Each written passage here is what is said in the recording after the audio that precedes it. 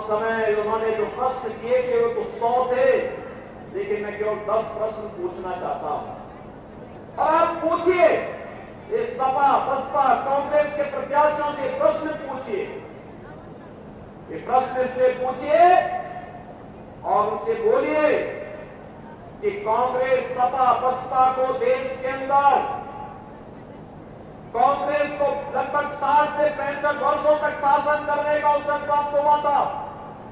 Samajwadi party और Bahujan Samajwadi party को प्रदेश के अंदर 3-3, 4-4 बार सत्ता में आने का अवसर प्राप्त हुआ था।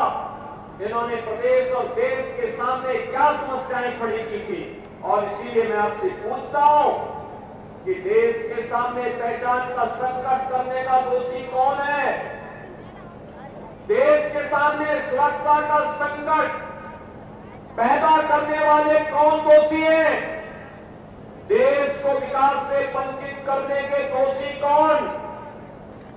देश में भूखमरी से हुई मौतों का दोषी कौन? देश में अन्नदाता किसानों की मौत का जिम्मेदार कौन? जो आत्महत्या कांग्रेस की सरकार में अन्नदाता किसान करता था, इसका दोषी कौन है?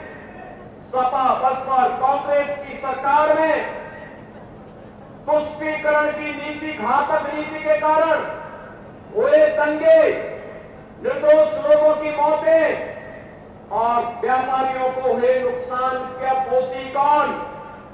भ्रष्टाचार की भीषण समस्या के कारण भारत का विकास जो बाधित हुआ, इसका दोषी कौन?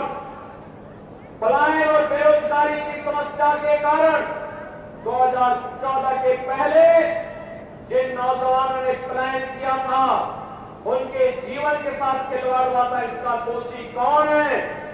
बिजली और पानी से जनता जनार्दन को वंचित करने वाले कौन वे लोग हैं? क्या कांग्रेस इसका जवाब दे पाएगी? उसका दोषी कौन है?